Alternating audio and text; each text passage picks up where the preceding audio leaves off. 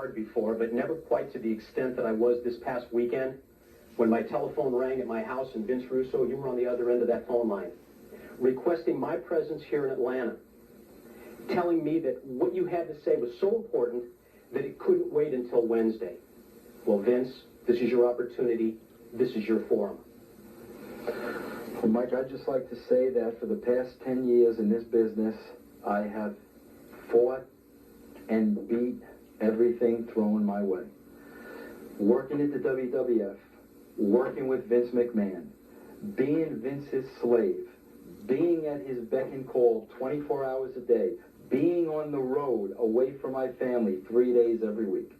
From there, going to WCW, getting caught up in a political hell that maybe put me on the verge of a nervous breakdown, sitting at home, nobody knew what I had to endure and what I was going through, to coming to NWA TNA and having to deal with Jerry Jarrett for 6 months. But you know what? I fought every fight thrown at me because I knew I was right and because I had a passion and a love for the business, and I wasn't going to be denied.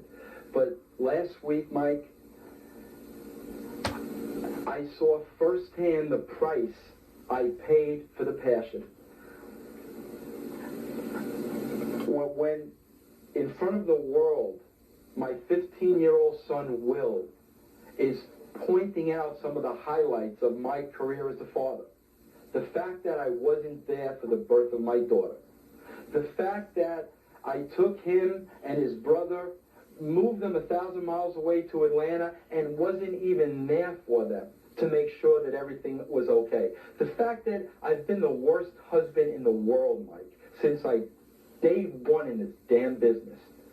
And you get on such a emotional high and such a roll, and you become overcome with this business that you don't think about those things. And you don't think about the people that you are hurting, your own kids. Well, you know what, Mike? I can't take back the time that I took away from my kids. I wasn't there as a father, and I'm ashamed of that. And I wish some of the boys today would realize that. The time you spend on the road, away from your family, you can't take that time away. I hate to bring this up, but look at a guy like Curt Hennig, Mike. 44 years old, one day he's not there. How many days did Curt spend away from his family on the road? I'm not going to do it anymore, Mike, because it doesn't mean that much to me. So basically what I want to say is, I am done with the wrestling business. I am 42 years old. I need to be a man. I need to grow out of this business. I need to be where my priorities are needed. And my priorities right now are with my family. You know, Vince, your credibility level in recent weeks, claiming that you had AJ Styles sign, Jeff Jarrett sign, what is to make me believe that all of a sudden this week you're telling me the truth? Because, Mike, that's exactly what I'm talking about. You, and this isn't a bad thing, you are so consumed with this business that here I am telling you about my life. I'm breaking down in the ring last week like a child, and immediately you think it's a work.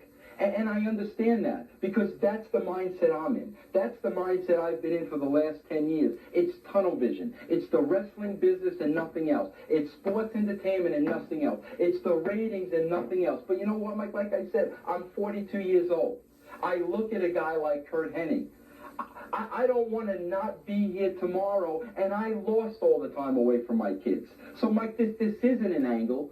And I don't even wish it was an angle, because what it is it's me finally doing the right thing. It's me stepping up to the plate and living up to the role and the title of father. That's what I need to be.